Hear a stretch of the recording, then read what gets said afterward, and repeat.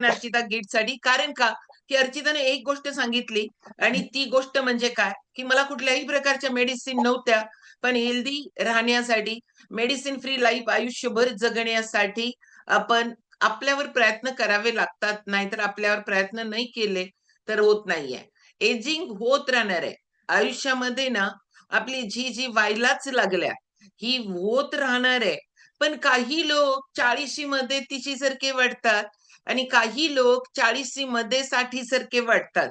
काही लोक वाटतात, काही लोक वागतात, दोन्ही पण आहे.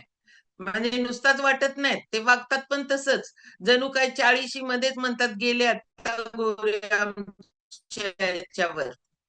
पुढचं बोलत नाही मी, नाहीतर तुम्ही म्हणाल सकाळी सकाळी काय बोलायला लागलाय. तर अशा पद्धतीनं आपण आपल्या शरीराची, आपल्या मनाची जी झीज करायला लागलोय, ही झीज जी होते ना, ती नॅचरल व्हायला पाहिजे. त्या नॅचरल पेक्षा जादा स्पीड नकोय. आणि जी काय व्हायला लागल्या त्याला थोडं रोखू शकतो का, त्याला रिव्हर्स आणू शकतो का, तर ही एजिंग प्रोसिजर कशी स्लो डाऊन करायची त्याचं मार्गदर्शन आपल्याला इथनं पुढचे दिवस भेटणार आहे.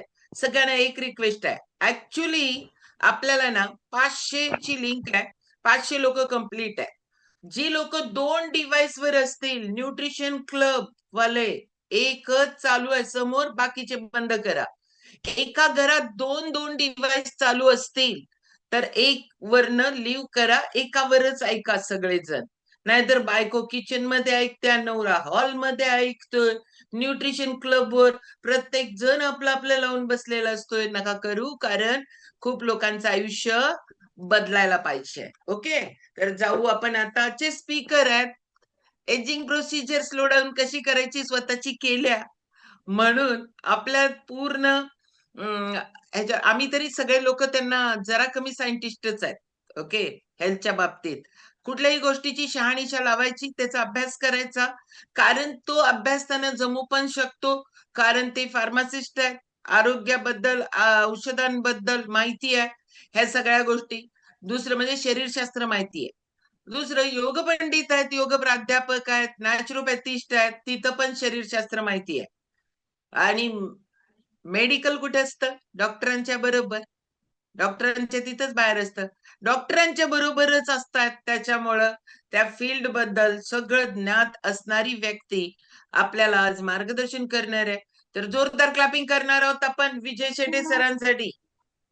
सुमित सर, ऑल म्यूट टाका. येस ताई.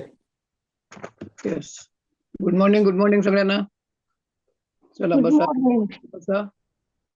सर अनम्यूट करा. चला, आजपासून व्याख्यानमाला चालू होते. आज ही जी व्याख्यानमाला ही आपण आपल्या या ग्रुपवर शतायची फॅमिलीवर ही पहिल्यांदाच होतीये. लक्षात आलं, पहिल्यांदाच हा विषय टॉपिक मांडला जातो. तर आजच्या टॉपिकचं नाव आहे how to slow down ageing. म्हणजे आपल्याला आपलं मानवी शरीराचं वृद्धत्व कसं सावकाश करायचं. लक्षात आलं, जे आपण म्हातारं तर होणारच आहोत, तर ते स्लो, ती जी प्रोसिजर आहे की नाही, तर ती स्लो कशी करायची. तर आता बघा, शतायची फॅमिली तुम्हाला काय सांगते. शतायची फॅमिलीचं ब्रीद वाक्य काय आहे, विना काठी विना लाठी विदाऊट मेडिसिन 100 वर्ष. म्हणजे आपल्याला बघा, कोणाला आवडतं काय हो, खरोखर कोणालाच आवडत नाही की असं काठी टेकत टेकत आपल्याला चालावं. असं मिलिंद पाटलांचा रिझल्ट काय, तर त्यांना डॉक्टरनी काय सांगितलं की तुम्हाला इथून पुढे कुबड्या घेऊन चालायला लागेल. लक्षात आलं. मग ते काय एज्युकेटेड नाही आहेत काय, अडाणी आहेत काय, माहिती होतं का नाही. डॉक्टरनी एका टोकाला गेल्यानंतर सांगितलं की तुम्हाला आता त्या कुबड्याशिवाय तुम्ही चालू शकणार नाही. मग त्यांचे डोळे उघडले, मग ते सिरियस झाले. म्हणजे आपण कुठंपर्यंत वाट बघतो बघा. लक्षात आलं. तर असं नाही झालं पाहिजे. तर आपल्याला हे म्हातारपण येणारच आहे, ते आधीपासूनच त्याच्यावर काय काम करायचं. आणि मग त्यांनी सिरियस झाले, त्यांनी त्यांच्यावर काम करायला पोलिओच्या पायात ताकद आली वगैरे. लक्षात आलं. तर इथं जे आम्ही सांगतो की नाही, विना काठी विना लाठी विदाऊट मेडिसिन, त्याला काहीतरी अर्थ आहे. लक्षात आलं. तर मग ते तुम्ही त्या गोष्टीवर जर सगळ्या बाजूने जर काम केलं तर वय वाढणार आहे की नाही, तर वाढणारच आहे प्रत्येकाचं. तर ते काय कमी होणार नाही. तर ती प्रोसेस आहे की नाही, तर ती स्लो करायला पाहिजे. आता आयुर्वेद शास्त्र काय सांगतंय, शरीराची व्याख्या केली आहे. आयुर्वेद शास्त्रानं शरीराची डेफिनेशन काय केली आहे, शिर्यते इति शरीरम. शरीराची डेफिनेशन आहे, व्याख्या आहे, शिर्यते इति शरीरम, जे झिजतं ते शरीर. मग शरीर हे झिजणार आहे की नाही, तर आपलं शरीर हे झिजणारच आहे, वय वाढेल तसं झिजणारच आहे. मग ही झिजण्याची जी प्रोसेस आहे तर ती स्लो डाऊन करायला पाहिजे. तर ती स्लो डाऊन करणं म्हणजे काय करायचं आपल्याला एजिंग प्रोसेस स्लो करायचा आहे. आपला बघा प्रवास असतो की नाही, तो जन्मापासून मृत्यूपर्यंतचा प्रवास. आपण प्रवासाला जातो की नाही बाहेर, आपण बघा मोठ्या लॉंग टूरला जातो, आपल्या 4 व्हीलर 2 व्हीलर गाडी काय असेल ती, किंवा जे ट्रॅव्हल्स वाले असतात तर त्यांचं ते व्हेइकल व्यवस्थित ठेवतात. म्हणजे ते तेल पाणी, ऑइल पाणी, इंजिनचं काम वगैरे सगळं व्यवस्थित असतं. मग तो प्रवास आपल्याला सुखकर व्हावा म्हणून ते सगळं बघतो.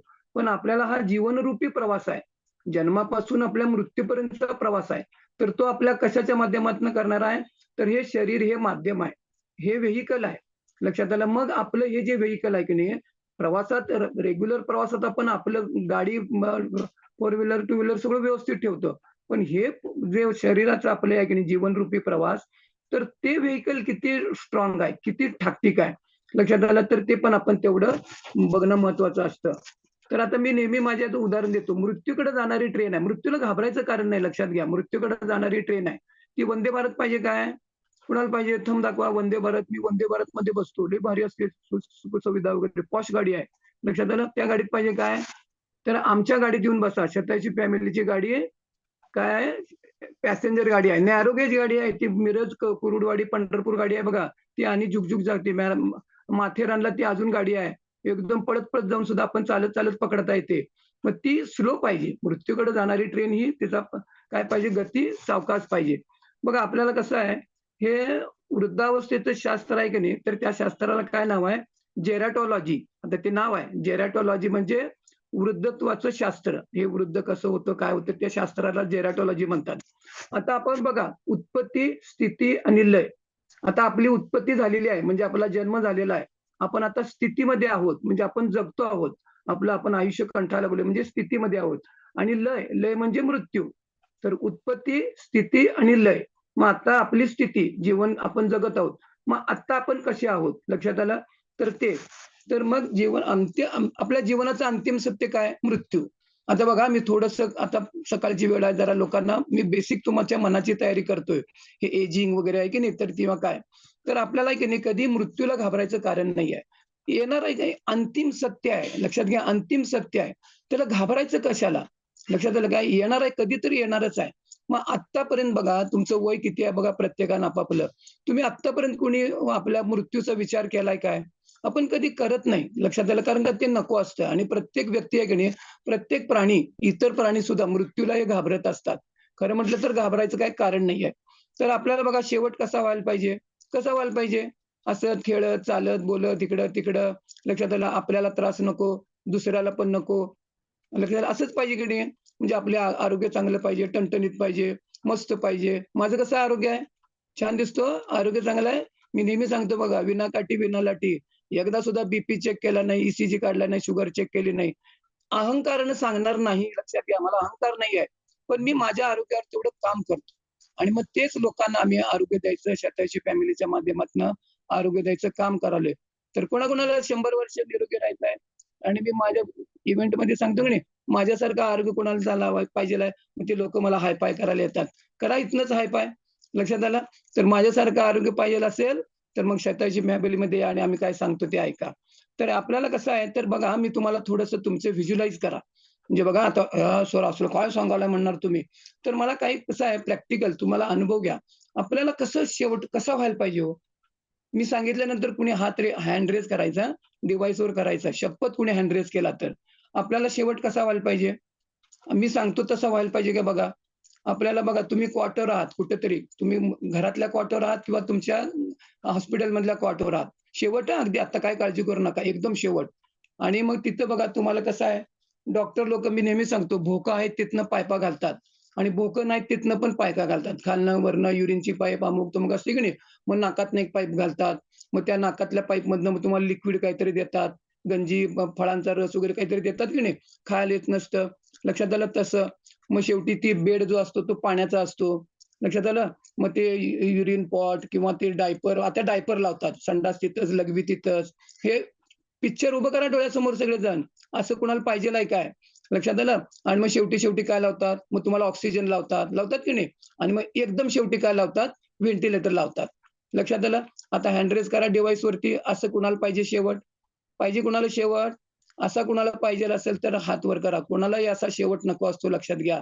तर सो बी सीरियस खरंच लक्षात घ्या, की आपल्याला जर असा नको असेल की नाही, तर असं आपल्याला मृत्यू जर नको असेल, तर त्याला आपल्याला काम करावं लागतं.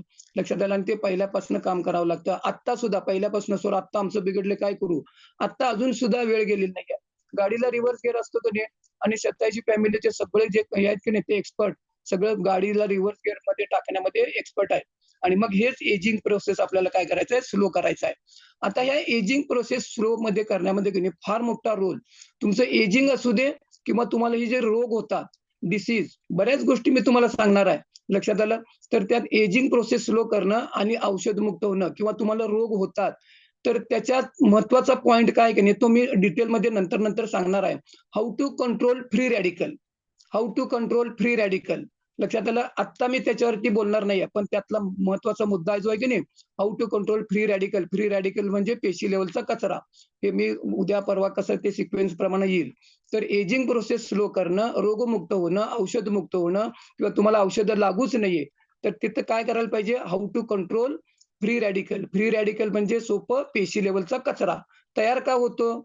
मग तो तयार व्हायची प्रोसेस स्लो झाली पाहिजे आणि तयार झाला तरी त्याचा निचरा झाला पाहिजे. हे सगळं मी पुढे त्याच्या डिटेलमध्ये येणार आहे. आता बघा आपल्या मानवी शरीराची वाढ होते की नाही पूर्ण आपोआप झाल्यानंतर आपण जसं वय पूर्ण आपण वयात आलो किंवा पूर्ण वाढ झाली, नंतर पूर्ण वाढ झाली की नंतर तिथं काय होत असतं, नंतर वय आपलं कमी व्हायची प्रोसेस वाढ झाल्यानंतर, पूर्ण वाढ झाल्यानंतर लक्षात आलं? मग आपल्या आकारमानात आणि क्रियाशीलतेवर, कार्यक्षमतेवर आकारमान म्हणजे तुमच्या शरीराची क्षमता, उंची वगैरे बघा, वय वाढेल तसं आपली उंची, तुमच्या मणक्यातलं अंतर कमी होत असतं. लोकांना बाक येतो बघा. आकारमान म्हणजे तुमचं हे कमी झालं का नाही, उंची पण कमी होते वय वाढेल तसं. मणक्यातला आकार असे वागतात बघा पुढे लोकं. लक्षात आलं? आणि तुमच्या कार्यशीलतेवर तुमची क्षमता जी असते की नाही एफिशियन्सी ती कमी-कमी होत जाते. लक्षात आलं? होते की नाही? आणि हे आपण प्रत्येक जण आपण अनुभवतो सुद्धा. लक्षात आलं? आता वाढत्या वयामुळे की नाही वय जसं वाढत जाईल, तसं वय तर वाढतच जाणार आहे. तर तुमच्या पेशी, आपलं शरीर हे लाखो करोडो पेशींनी बनलंय, सेल्सनी बनलंय. लक्षात आलं? तर ते सेल्स तुमच्या अवयवांची, तुमचे ऑर्गन बघा एक-एक ऑर्गन तुमचं बघा कंबर दुखते, पाय दुखतात, हात दुखतात, डोकं दुखतंय, ऑर्गन आहे ते. तुमचं हृदय, मग कुणाचं बायपास झालंय, अँजिओग्राफी झाल्या, कुणाला लंग्सचा त्रास असतो, छाती पंप घ्यावा लागतो, लंग्सची कॅपॅसिटी कमी पडते. तर हे तुमच्या ऑर्गन्सची काय होते कार्यक्षमता कमी होत जाते. लक्षात आलं? इनॉल तुमच्या शरीराची आहे की नाही कार्यक्षमता काय होते हळू-हळू कमी होणारच आहे लक्षात घ्या. वय वाढेल तसं ही कमी होणारच आहे. तर तीच मी सांगालोय की ती स्लो कशी करायची?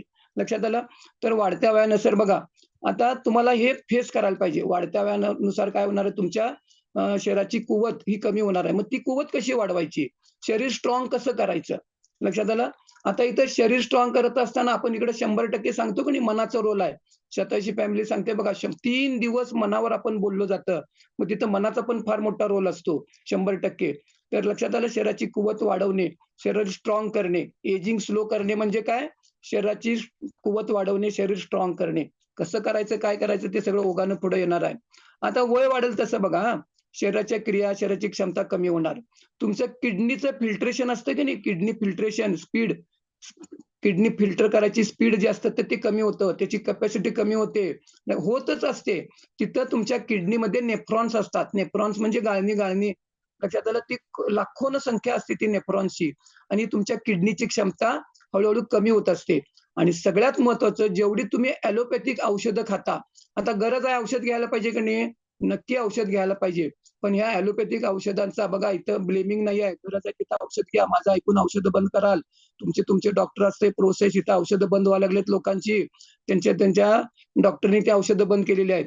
तर जेवढी तुम्ही हे ॲलोपॅथिक औषधं घेणार आहे की नाही, तर तिथं तुमच्या किडनीची कार्यक्षमता कमी होते. लक्षात आलं का? तर आपल्या किडनीच्या ज्या रक्तवाहिन्या असतात, त्या एकदम केसासारख्या असतात आणि त्या डॅमेज होतात आणि किडनीची क्षमता कमी होते. आणि हे कशामुळं जेवढी तुम्ही ॲलोपॅथिक औषधं घेत असता आणि औषधं जरी घेत नसला, तर तशीही तर आपल्या किडनीची क्षमता हळू कमी होत असते. माणसाची जी डेथ होते की नाही, कुणाचं पण असू दे, तर एक तर किडनी फेल होते, एक तर हार्ट फेल होतं किंवा ब्रेनकडं. Brain fail, kidney fail, heart fail. मग आपल्याला कुठलं फेल करून काय? आपल्याला सहज मरण आलं पाहिजे. लक्षात आलं? की कुठलं फेल होऊन वगैरे झालं नाही पाहिजे. तर इथं तुमची किडनीची फिल्ट्रेशन ही कमी होत असते. ब्रिदिंग कॅपॅसिटी, श्वास घ्यायची बघा. आपल्याला तुम्ही अनुभव घेता का नाही बघा, तुमचं जिना चढल्यानंतर किती आपल्याला धाप लागते. ब्रिस्क वॉकिंग, फास्ट वॉकिंग करताना लक्षात आलं आपल्या श्वासाची गती वाढते किंवा थोडं काम झालं तर तुम्हाला थकवा येतो. तर ही श्वास घेणे आणि सोडणे, लंग्सची कॅपॅसिटी कमी होत असते वय वाढेल तसं. लक्षात आलं? आणि हे प्रत्येकानं आपलं निरीक्षण करा. एक 2-3 मजली बघा जरा. आपण जिना चढतो, किती आपल्याला अनइझी होतं. तर ही कॅपॅसिटी सुद्धा लंग्सची कॅपॅसिटी कमी होत असते. प्रत्येकानं काय करायचं, आत्ता बघा तुम्ही आता किती वय आहे, समजा 40 वय आहे. तुम्ही 30 वयाचे असताना कसं होता? लक्षात आलं? आणि तो पण विचार करायचा. आता 40 वय आहे, माझं 50 ला मी कसा असणार आहे? लक्षात आलं? 10 वर्ष आधी आणि 10 वर्षानंतर आणि आत्ता. लक्षात आलं? प्रत्येकानं बघा 10 वर्षापूर्वी तुमची कॅपॅसिटी कशी होती? काय होतं? आत्ता इथं आल्यानंतर काय बदल झालाय? मग ही अशीच टिकून राहणार आहे काय? लक्षात आलं? तर आपल्याला काय होत असतं, तर इथं काय होतं, की आपल्याला ज्या सवयी असतात की नाही, तर त्या सवयी माणूस बदलायला तयार नसतो. माझा अनुभव आहे तुम्हाला सांगतो. प्रामुख्यानं खाण्यापिण्याच्या सवयी हा माणूस बदलत नसतो. त्या टेस्ट बड ती चव असते. लक्षात आलं? आणि ती इथं तुमच्या ब्रेनमध्ये फीड असते. दगडावरची रेस असते. लक्षात आलं? आणि मग तिथं काय होतं तिथं तुम्हाला ते पदार्थाची चव चिंच बघा, लाळ सुटते की नाही, पाणी तोंडाला सुटतं. तर तसं खायची इच्छा पहिला मनामध्ये होते. मग तुम्ही ते खाताच. कारण का ते तुम्हाला ते संस्कार असतात. मला ते पाहिजे, ते आवडतं, अमुक-तमुक. आणि मग इथं माणूस काय करतो, तडजोड करत नाही. मग ती इच्छा निर्माण होते. मग आपण ते खातो. मग कंट्रोल ऑन माइंड, मनावर नियंत्रण नॅचरल येणं आवश्यक असतं. ते आम्ही इथे योगामध्ये शिकवतो. लक्षात आलं? आता हे जेरॅटॉलॉजी म्हणजे वृद्धत्वाचं शास्त्र, याचा अभ्यास सायंटिस्टनी बरंच याच्यावरती केलेला आहे. काय? तर ते करत असताना काय होते बघा, माणसाचं तुमचं पुढं तुमचं ब्लड प्रेशर, तुमचे दृष्टी, व्हिजन दिसायची प्रोसेस असते की नाही, लिव्हरची कार्यशक्ती कमी होते. त्वचेचं स्वरूप, तुमची स्किन बघा, स्किनचं स्ट्रक्चर बघा, रिंकल्स पडलेत काय, स्किन लूज पडायला लागली आहे काय. मी तिकडं कोलेजन प्रोटीनचं सांगितलं होतं की नाही, स्किन बुस्टरचं. तुमचं कोलेजन प्रोटीन 1 वर्ष झालं की तुमचं कोलेजन प्रोटीन, कुणाला माहिती आहे हे कुठलं कोलेजन आणि काय वगैरे, हे तुमच्या पूर्ण स्किनमध्ये असतं. मग कुणाकुणाला छान दिसायला पाहिजे, स्किन छान पाहिजे, मग आपण सांगतो की नाही तिकडे स्किन बुस्टर, त्याच्यामध्ये कोलेजन प्रोटीन. मग तुमची स्किनचं स्वरूप तिथं कमी होत असतं. पंच ज्ञानेंद्रियांची कार्यक्षमता कमी होते. पंच ज्ञानेंद्रिय म्हणजे कान, नाक, डोळा, जीभ, त्वचा. लक्षात आलं? त्याची कार्यक्षमता ऐकायला कमी येतं बघा, वय वाढेल तसं येतं की नाही? लक्षात आलं? हातातली ताकद कमी होते, पेला पडायला लागतो वगैरे किंवा काय. जॉइंट सगळे सांधे बघा, आपल्याला हे आम्ही काठी टेकत किंवा आपल्याला पटकन उठता येत नाही. लक्षात आलं? हालचाली कमी होतात. पळायचं म्हटलं तर कुत्रं मागे लागलं तर पळू शकत नाही. म्हणजे उदाहरण सांगितलं. तर हे काय होतं, त्यांची कार्यक्षमता, इफिशियन्सी, ताकद ही हळू-हळू आपल्याला ती कमी होत असते. लक्षात आलं? मानसिक ताकद सुद्धा, बौद्धिक सुद्धा कमी होतं. अल्झायमर बघा, अल्झायमर होते की नाही, स्मृतिभ्रंश, लक्षात राहत नाही. आता बघा तुम्हाला इकडे आपण ब्रेन हेल्थ वगैरे सांगतो की नाही, ब्रेन हेल्थ टॅबलेट कोण घेतंय? आता माझं काय अल्झायमर वगैरे काय नाहीये, साठी बुद्धी नाटी होते की नाही. तर कोण ब्रेन हेल्थ आहे, तर ते ब्रेन हेल्थमध्ये ते आहे की नाही, आपण फ्युल इन्फॉर्मेशन मध्ये सांगतो बघा. सकाळी एक, संध्याकाळी एक. वय वाढेल तसं तुमची बौद्धिक परिस्थिती कमी होणार असते, लक्षात राहणं हे होतच असतं. मग आता बघा, मला आता तर कुठं अजून काय नाहीये. तर माझं पण वय वाढणार की नाही, 68 वय आहे. ब्रेन हेल्थ टॅबलेट रोज एक घेतो, सकाळी एक, संध्याकाळी एक. का तर आपल्याला सुद्धा ते अल्झायमर वगैरे, डायबिटीज प्रकार 3, अल्झायमर, स्मृतिभ्रंश होणारच असतंय. लक्षात घ्या, डायबिटीज मधनं लवकर बाहेर पडा. केव्हा होणार आहे माहिती नाही, पण तुम्हाला ते पुढं वाढून ठेवलेलं आहे. म्हणून का औषधमुक्त व्हायचं? लक्षात आलं? मानसिक हेल्थ, मनाचा खंबीरपणा. मग बघा आपल्याला स्थितप्रज्ञता, मनाचाच रोल आहे सगळा. म्हणजे मन कसं असते, लेडीज तुम्ही बघा कसं असते, हळव्या मनाचे असतात. का? तर मुळातच का हळव्या मनाचे असतात? लेडीजचे कसं असते, हार्मोन्स पटकन इम्बॅलन्स होतात, खालीवर होतात. तसं प्रपोर्शनली पुरुषांचं होत नाही. आता कुठेही मी उदाहरण देतो बघा, नेहमी सांगतो. कुठेतरी कोणतरी आपण गेलेले असतात, वारलेले असतात, तिथं लेडीज जास्त रडतात. का? तर त्या हळव्या मनाच्या असतात आणि मग त्यांच्या हार्मोन्स पटकन खालीवर होतात. आणि म्हणून इथं मनानं खंबीर, पुरुष तसं ते गाणं आहे की, कठीण कठीण कठीण किती पुरुष हृदय बाई. तर हे कठीण हृदय पुरुषांचं का असतं, तर पुरुषांचे प्रपोर्शनली बायकांच्या पेक्षा हार्मोन्स असे खालीवर होत नाहीत. लक्षात आलं? आणि मग इथं आपल्याला काय, वी आर हार्मोनली मॉडिफाईड. आपण आता हार्मोनली मॉडिफाईड होत निघालोय. हे आरोग्य बिघडण्याचं ते एक कारण आहे. हे हार्मोन्स इम्बॅलन्स होतात, मेनोपॉज मध्ये होतात की नाही, तर तिथं. लक्षात आलं? आता इथे रिसर्च करताना वयोवर्धन म्हणजे वय वाढणे, वयोवर्धन हा शब्द आहे. तर ते वय वाढणे म्हणजे वयोवर्धन.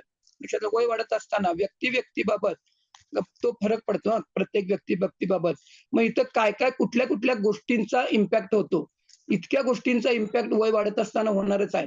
मग आपल्या हातात काय आहे ते सोल्युशन मी तुम्हाला सांगणारच आहे. एवढ्या गोष्टींचा जरी परिणाम होत असला तर आपल्या हातामध्ये काय, मी काय करू शकतो, आपण काय करू शकतो, ते सोल्युशन मध्ये तिथं येतच जाणार आहे. तर कुठल्या कुठल्या वय वाढत असताना कुठल्या कुठल्या गोष्टींचा परिणाम होतो बघा. तुमच्या पहिलं जे आहे की नाही इटिंग हॅबिट्स, तुमच्या खाण्यापिण्याच्या सवयी लक्षात आलं. भौगोलिक परिस्थिती, तुम्ही कुठे राहता लक्षात आलं त्याचा असतो. सांस्कृतिक पद्धती, तुम्ही दुष्काळ वगैरे आहे, सुकाळ, भूकंप वगैरे होतो, जिथं कुठं वरचेवर भूकंप होतो, या सगळ्या गोष्टींचा एजिंगवर परिणाम होत असतो. सतत युद्धाचं वातावरण, तिथलं वातावरण बघा, तिथलं एन्व्हायर्नमेंट खराब असतं. तुमची आर्थिक परिस्थिती लक्षात आलं. फॅमिलीमधील व्यक्तींची संख्या, तुमच्या घरात लोकांची संख्या किती आहे किंवा काय, तुमच्या लोकांच्या बरोबरचे रिलेशन, तुमचे रिलेशन एकमेकांबरोबर असतात की नाही नातेसंबंध, त्याचा परिणाम होत असतो. प्रत्येकाची पचन शक्ती, डायजेशन कॅपॅसिटी वेगळी झालेली असते. बघा आपल्याला बघा झालेले होऊन गेलेले लहान मोठे आजार, त्याचा परिणाम तुमच्या एजिंगवर होत असतो. या सगळ्या गोष्टींचा इफेक्ट वाढत्या वयात म्हणजे वाढत्या वयात, आता एज तुमचं वय वाढून पूर्ण झाले, आता तुमचं स्थिर आहे लक्षात आलं. उतार वयाच्या कालखंडात म्हणजे आता एजिंग प्रोसेस होते की नाही, उतार काळात म्हातारपण, ही सगळीकडे वय झाल्यावर सुद्धा सगळीकडे या गोष्टींचा परिणाम त्या ठिकाणी होत असतो. मग हे एजिंग आपल्याला काय, वयोवर्धन हे आपल्याला काय व्हायला पाहिजे, स्लो होणं त्या ठिकाणी. मग एवढ्या गोष्टींचा परिणाम होणार आहे की नाही. मग आता तुम्ही कुठे राहता, काय राहता, एन्व्हायरमेंट, वातावरण, युद्धाचं वातावरण हे आपल्या हातात आहे काय, तर आपल्या हातात काय मी तुम्हाला पुढे पुढे येतच जाणारच आहे. आता विकारांच्या बाबतीत विचार करताना बघा, आपण आपल्या आरोग्याच्या बाबतीत आहे की नाही, काय करायला पाहिजे, तुमची रोगप्रतिकारक शक्ती, तुमची इम्युनिटी किती आहे, काय आहे लक्षात आलं ते बघायचं. जरा हवेत बदल झाला, जरा पाणी बदललं की डिसेंट्री लागते, जरा हे झालं की व्हायरल इन्फेक्शन, असं कसं होतंय लक्षात आलं. तर तिथं तुमची इम्युनिटी सुद्धा आपली ही पण कमी होत असते. मग आपण इकडे इम्युनिटी वाढायला, मग तुमची इम्युनिटी कोण वाढाना, ते बॅक्टेरिया आहेत का तुमच्याकडं, ते बॅक्टेरियाच नसतात. 2 बिलियन बॅक्टेरिया घेतो का नाही मी रोज, काही प्रॉब्लेम नाही तरी सिम्पली प्रोबायोटिक घेतो. 2 बिलियन बॅक्टेरिया रोज पोटात जातात लक्षात आलं. हे सगळं नॉलेज आहे की नाही, इथं जे लोकांना रिझल्ट यायला लागले ते बघा. आम्ही एवढं ठामपणे तुम्हाला का सांगतो की औषध मुक्त आपण होऊ शकतो, कारण का स्वतःची फॅमिली तुम्हाला रूट कॉज वर सांगते काय काम करायचं ते लक्षात आलं. तर आपल्याला इथं कसं असतंय, आपल्याला बघा तुमचे पाचक रस, डायजेस्टिव्ह एन्झाईम्स लक्षात आलं. तुमचे स्पुल्लिंग म्हणजे त्याला मराठीत स्पुल्लिंग म्हणतात, म्हणजे एन्झाईम्स लक्षात आलं, त्याला स्पुल्लिंग म्हणतात मराठीत. आणि पाचक रस, डायजेस्टिव्ह एन्झाईम्स यांची संख्या कमी होत असते. ही वयाप्रमाणे होणारच असते. सेल्स डिजनरेशन होणारच, पेशींचा ऱ्हास होणारच. मी मग पहिल्यांदा सुरुवातीला सांगितलं की नाही, शिरियते इति शरीरम लक्षात आलं, तर ते होणारच असतं. आपलं शरीर कसं, सेल्स पासून टिश्यू पासून ऑर्गन आणि ऑर्गन पासून सिस्टीम. आपलं शरीर 9 सिस्टीम आहे, पचन संस्था, उत्सर्जन संस्था, अस्थि, स्नायू, मज्जासंस्था. तर हे 9 सिस्टीम मिळून आपलं शरीर बनलंय. मग बेसिक पहिला प्रोडक्ट हे काय, तर सेल्स लक्षात आलं. आणि मग आपलं शरीर हे कसं आहे माहितीये का, शरीर हे पेशीपासून बनलंय आणि लाखो करोडो बॅक्टेरियापासून बनलंय. पेशींच्या पेक्षा डबल 10 पट 10 बॅक्टेरिया असतील तर 10 सेल्स असतील तर 100 बॅक्टेरिया असतात. तर आपण we are made up of cells and bacteria लक्षात आलं. तर आपलं मानवी शरीर हे पंचकोशात्मक आहे. पंचकोशात्मक म्हणजे कसं, अन्नमय कोश, प्राणमय कोश, मनोमय कोश, आनंदमय कोश, विज्ञानमय कोश. आता मी तिथे डिटेलमध्ये जात नाही. आपलं शरीर हे अन्नापासून बनले, अन्न. मग काय खायचं लोकांना हे माहिती नाही आहे, सायंटिफिक लक्षात घ्या. तुमचं किती पण एज्युकेशन असू दे, लोकांना मी ठामपणे तुम्हाला सांगतो, लोकांना या 3 गोष्टी बिलकुल माहिती नाहीत. सायंटिफिक माहिती नाहीत. काय खायचं माहिती नाही, किती खायचं माहिती नाही, आणि केव्हा खायचं माहिती नाही. आणि मग हेच लोकांना आम्ही सांगालोय, थोडा थोडा बदल करायचा, थोडा थोडा बदल करायचा लक्षात आलं. मग थोडा थोडा बदल काय करायचा, आत आल्यानंतर सांगतो, शतायुजी फॅमिलीमध्ये या. तर आपलं शरीर हे अन्नमय कोशापासून बनलंय. मग अन्न आपण जे खातो की नाही, आईच्या गर्भामध्ये आई खाते, त्याच्यापासून ते बाळ ते वाढतं, ते प्रोटीन आणि फॅटमुळे. आईच्या गर्भामध्ये वाढतं की नाही बाळ, प्रोटीन आणि फॅट. बाळाचा जन्म होतो, बाहेर येतं, ते प्रोटीन आणि फॅट लक्षात आलं. कार्बोहायड्रेटमुळे आपल्या बॉडीमध्ये काय तयार होत नाही, कार्बोहायड्रेटमुळे तुम्हाला ग्लुकोज ऊर्जा मिळते फक्त. मग आपलं शरीर बनलंय की नाही, तर त्याच्यामधले टक्केवारीमध्ये सांगतो हा. प्रोटीन किती टक्के आहे, पाणी किती आहे बघा, 100%. या 100%मध्ये काय काय आहे, तर वॉटर 60 ते 62%, 60 ते 62% आपलं शरीर मेड अप ऑफ वॉटर, पाणी आहे. मग आम्ही इकडे तुम्हाला पाणी प्या सांगतो की नाही, 20 किलो वजनाला 1 लिटर पाणी वगैरे, तर ते. प्रोटीन 16%. आपल्या बॉडी कशापासून बॉडी मधल्या टक्केवारीमध्ये सांगालोय 60 ते 62% पाणी, 16% protein, 15% fats, good fats, omega 3 वगैरे आहे की नाही. तर फॅटला बिलकुल घाबरायचं कारण नाही. मेंदू तुमचा 67% तुमचा फॅट पासून बनलाय. आपली बॉडी 15% फॅट पासून बनली आहे. कशाला घाबरताय फॅट? गायडन्स महत्वाचा आहे. कार्बोहायड्रेट किती आहे? 0.7%. कार्बोहायड्रेट 0.7% तुमचं शरीरामधलं कार्बोहायड्रेट. आणि आम्ही दिवसभर खातो ते बुट्टीभर कार्बोहायड्रेटच खातो. कसं आरोग्य चांगलं राहील? मग इथं गायडन्स महत्वाचा आहे. मिनरल्स 7%. मिनरल्स लक्षात आलं? तर ते 7% आहेत. आणि व्हिटॅमिन्स 0.00923%. हे मायक्रोन्यूट्रियन्स, मिनरल्स आणि व्हिटॅमिन्स. आणि मॅक्रोन्यूट्रियन्स फॅट, प्रोटीन आणि कार्बोहायड्रेट. आपण हे मॅक्रोन्यूट्रियन्स हे ग्रॅम मध्ये लागतात आणि तुम्हाला मायक्रोन्यूट्रियन्स, मिनरल्स आणि व्हिटॅमिन्स हे मिलीग्रॅम मध्ये लागतात. मग समतोल आहाराची संकल्पना लक्षात आलं? वेल बॅलन्स मध्ये. आता इथं कोण कोण शेक घेता? कोण कोण फॉर्म्युला 1, शेकमेट, प्रोटीन वगैरे 3 डे ट्रायलला कोण कोण यायला लागलाय? 3 डे कुठे कुठे यायला लागलेत लोक बघा. आम्ही इथं 3 डे ट्रायल, नवीन लोकांना आता सर मी ऐकायला आलोय 3 डे ट्रायल पॅक वगैरे काय माहिती नाही. आमच्या सुजाता घाट मॅडम काय सांगतात काय बघूया.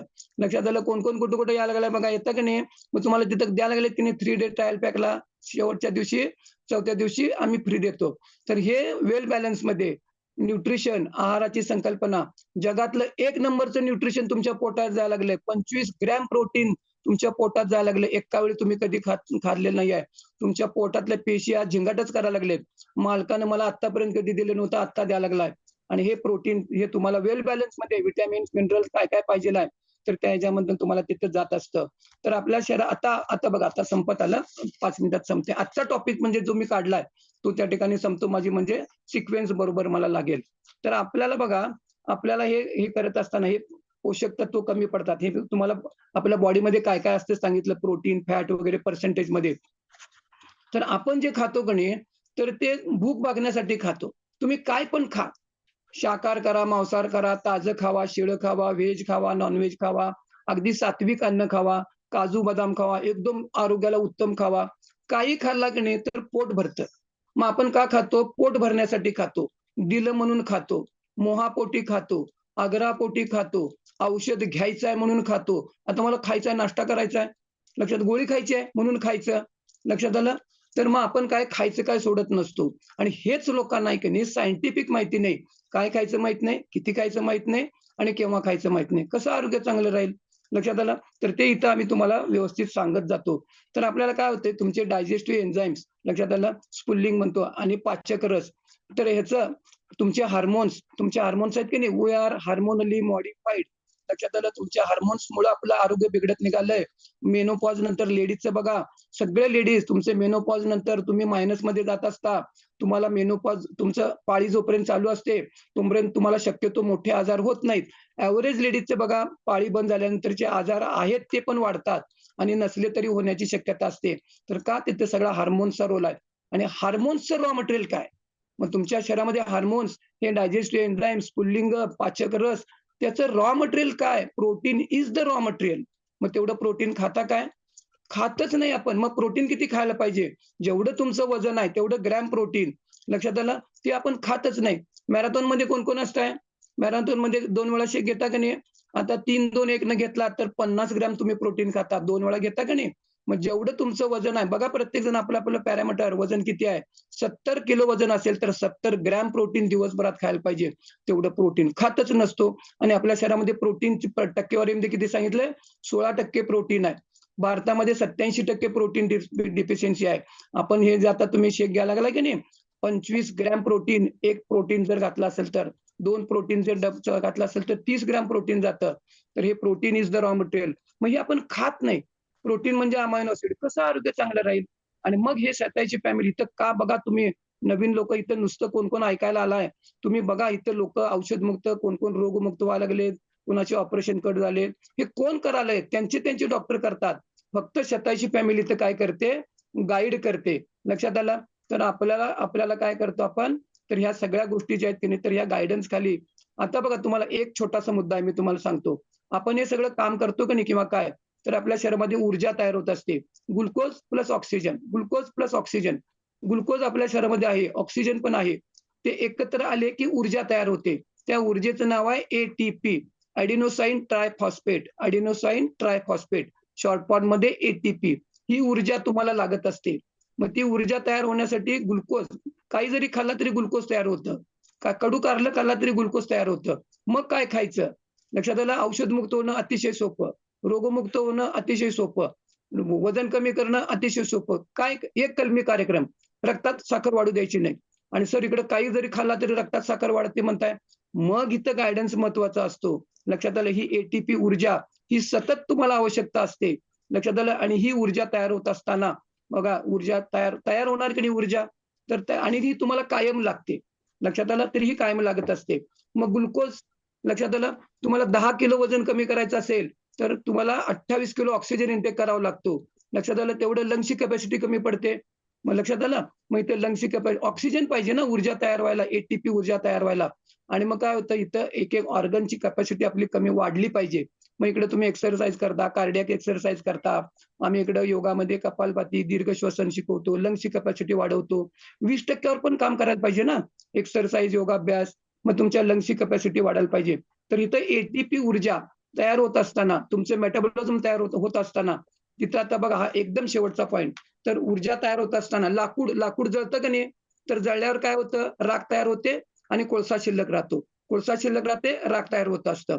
मग हे ऊर्जा तुमचं मेटाबॉलिझम असू दे किंवा एटीपी ऊर्जा तयार होत असू दे, तर इथं कोळसा किंवा राख ही तयारच होणार आहे. आणि ही कोळसा किंवा राख म्हणजे मी मगाशी सांगितलं की नाही, फ्री रॅडिकल पेशी लेव्हलचा कचरा, तो जेवढा वाढेल तो तयार होणारच आहे. तुम्ही श्वास घेणार सोडणार कुठपर्यंत? पहिल्या श्वासापासून मरणापर्यंत, शेवटपर्यंत श्वास घेणार सोडणार तुम्ही नाही टाळू शकत. जेवढं श्वास घेणार सोडणार तुम्ही फ्री रॅडिकल तयार होणारच आहे. तुम्ही खाणार पिणार मग काय पण खावा, मग खाणार पिणार फ्री रॅडिकल तयार होणारच आहेत. मग तयार होणारच आहेत. मग हे वाढतच जाणार आहेत. मग कसं? मग एजिंग प्रोसेस फास्ट. मग तुम्ही वयस्क होणार, मग काय श्वास थांबवू काय? नाही चालणार. मग जेवायचं थांबवू काय? नाही आहे. मग हेच गाईडन्स आहे की नाही, काय खायचं, किती खायचं, केव्हा खायचं, हे गाईडन्स खाली. मग तुमच्या श्वासाची गती कमी झाली पाहिजे. आता माझंच सांगतो, नॉर्मल माणसाचे एका मिनिटाला 72 म्हणजे हे ठोके पडतात की नाही, माझे 60च पडतात. लक्षात आलं? तेवढं मी काम करतो. माझे नॉर्मल माणसाचे श्वास जे आहेत एका मिनिटाला 18 होतात. तर माझे साधारण 8 ते 10 होतात. तर ही तुमची कॅपॅसिटी जी आहे, तर ही श्वास घेणे सोडणे. कासव 2.5 ते 3 मिनिटाला एक श्वास घेतं. 250, 300, 150 वर्ष जगतं. कुत्रं किती मिनिटाला 10, 12, 15 वर्ष कुत्र्याचं आयुष्य असतं. श्वासाची गती कमी. हे सगळं एजिंग आहे की नाही तुम्हाला, हे सगळं नॉलेज आहे की नाही तुम्हाला इकडे शतायुषी फॅमिलीमध्ये दिलं जातं. आणि मी शेवट करतो. मगाशी सांगितलं की नाही फ्री रॅडिकल हा फार मोठा तिथं विषय आहे. मी त्या ओघानं तिथं पुढे येणार आहे. फ्री रॅडिकल तुम्ही टाळू शकत नाही. मग त्याला आपल्या हातात काय आहे? लक्षात आलं? तर ते आपल्या हातात काय आहे? तर तूच आहेस तुझ्या जीवनाचा शिल्पकार. कोण सांगतंय? वामनराव पै. तर शतायुषी फॅमिली काय सांगते? तूच आहेस तुझ्या आरोग्याचा शिल्पकार. तर राहायचंय सगळ्यांना 100 वर्ष विनाकाठी विनालाटी. बघू उद्या काय टॉपिक येतो तो. Okay madam? चला जोरदार क्लॅपिंग करू आपण विजय शेट्टी सरांसाठी. प्रत्येकालाच तरुण राहायचंय, प्रत्येकालाच हेल्दी राहायचंय, प्रत्येकालाच मेडिसिन फ्री लाईफ जगायचंय. पण हे फक्त आपल्यापुरतं नाही, खूप लोकांपर्यंत पोहोचवणं गरजेचं आहे. तर तुम्ही म्हणाल 500ची लिंक तर पॅक झाली आणि कसं काय पोहोचवणार? काय माहिती कोणाच्या